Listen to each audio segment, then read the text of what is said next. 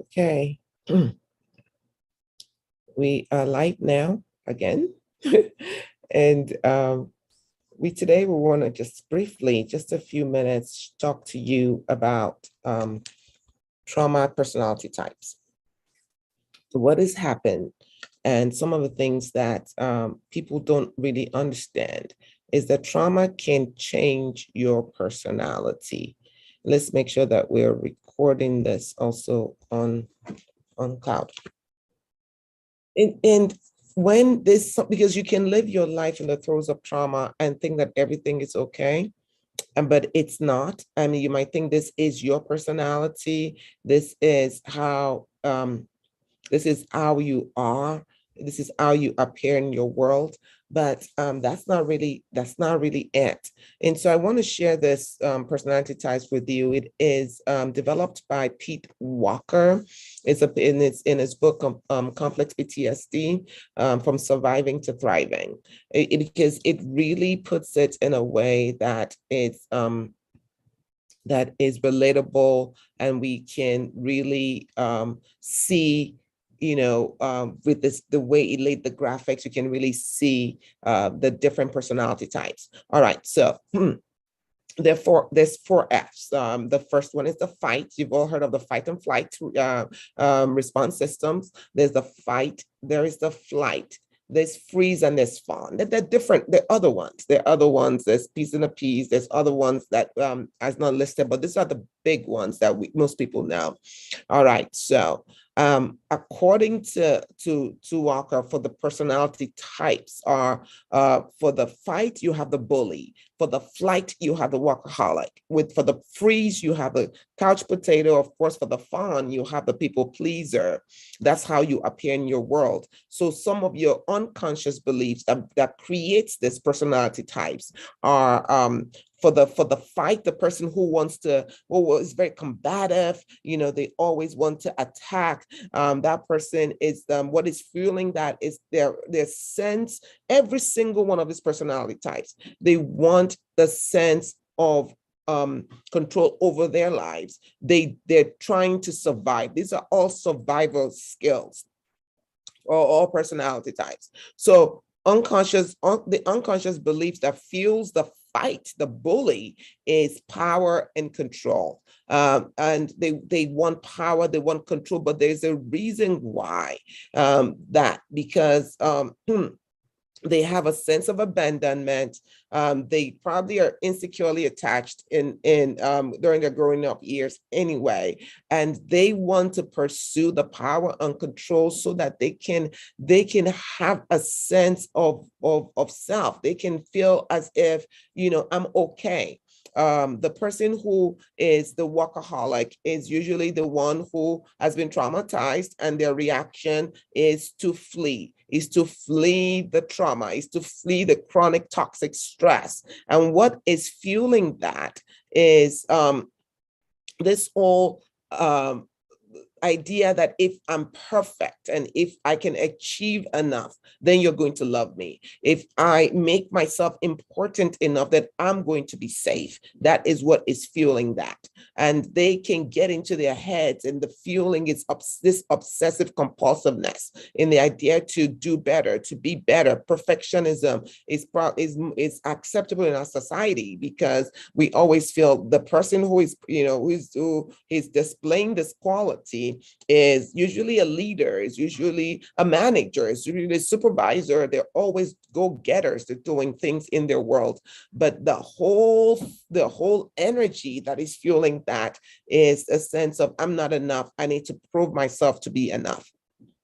And then the freeze, which is a couch potato, it is the one who is operating in the parasympathetic nervous system that is damaged too. They are not able to relate to people. They've been so damaged in their lives. They see people as fearful. They see distrust. They see people. They see danger. And what is fueling that is, people are so dangerous, I need to avoid them at all costs. I need to avoid them at all costs. So this is not going to work. There are people who are going to look for jobs. They're going to look for jobs in far places. They're going to look for jobs that do not have people facing. They're not people facing.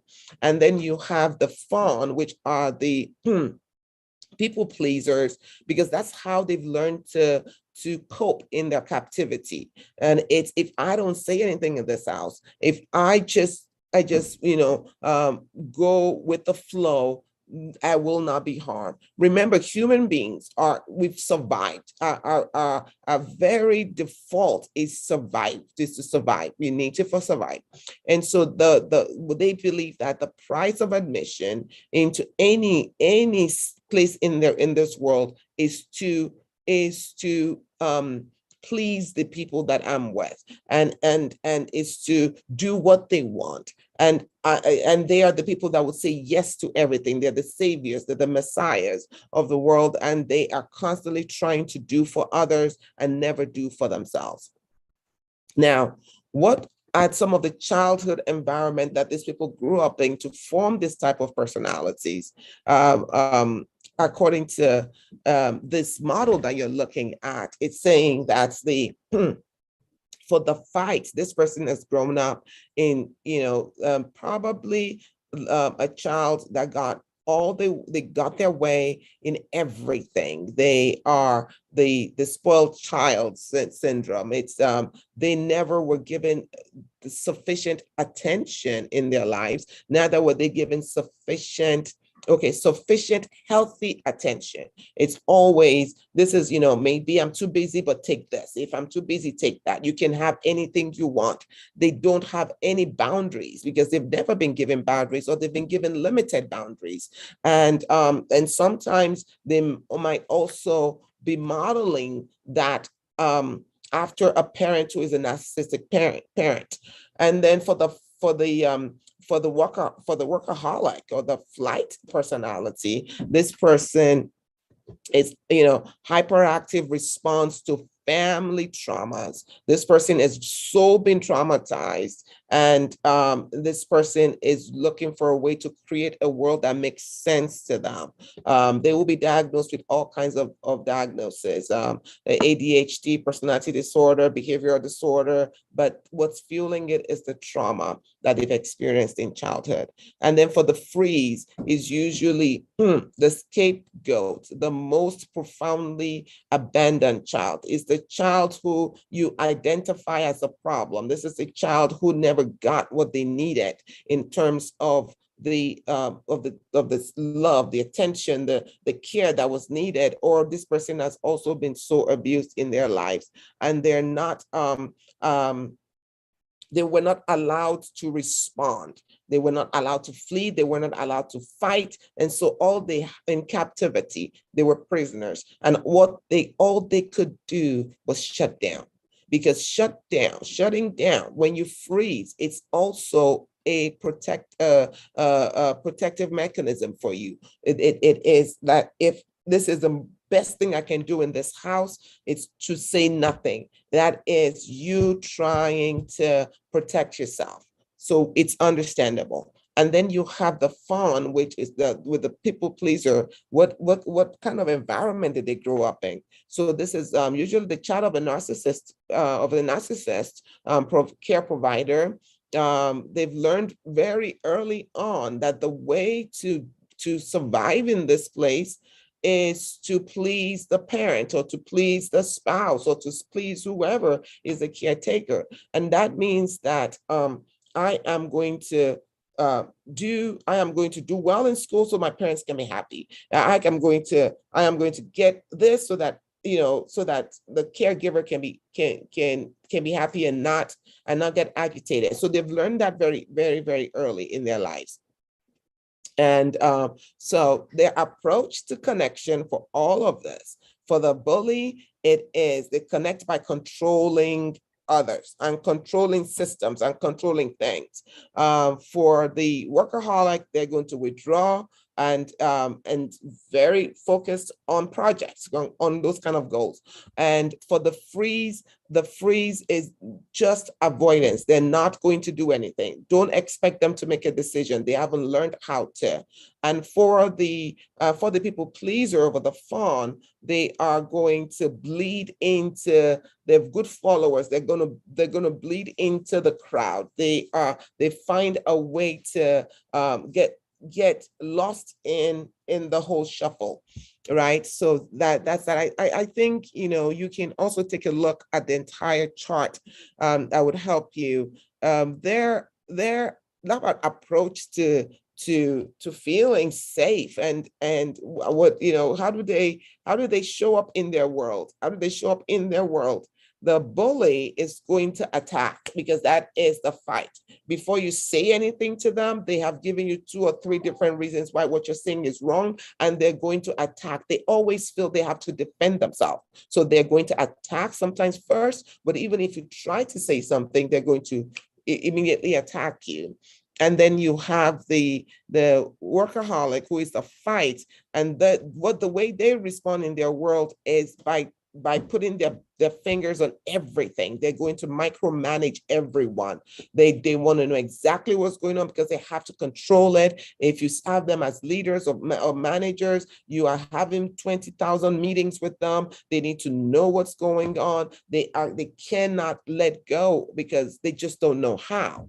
And then you have the freeze, who is pretty much just detached. They're not part of communities. They're just detached.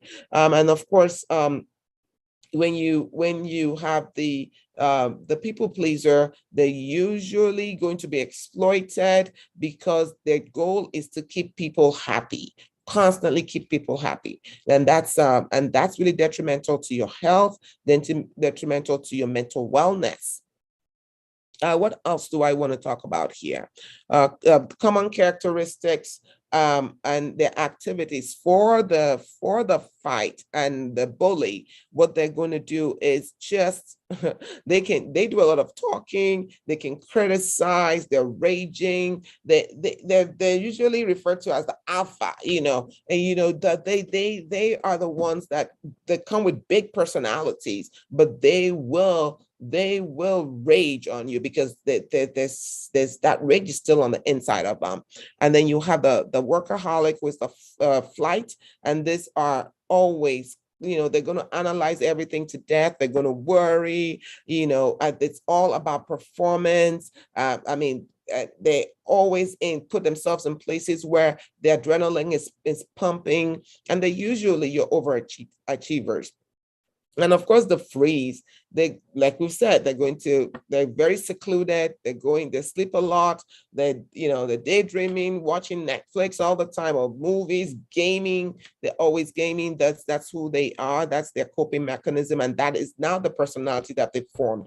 And of course, the exploited, who is, the people pleaser, will be the entertainer. They'll be the life of the party. They're the ones that will always want to make sure everybody is okay.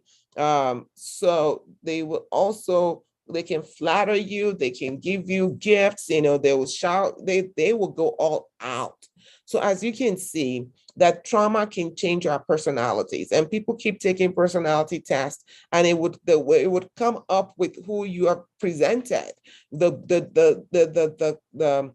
conclusion of all of this, and the goal is treatment. Get yourself into a place where you can be cared for. Trauma is treatable. It is preventable. You do not have to live with it the rest of your life. And so let us take the time to take care of ourselves. And one of the things that I want to share is at JARS Education Institute, we have trauma specialists and trauma care coaches that can help you. So reach out to us. You can reach me at any of the social media platforms, and we will be able to connect you. All right. So this is Dr. Ekinda Tumerino signing off. I hope you've learned something, and share something in the link, and so that we can continue this conversation. All right. Have a good rest of your day.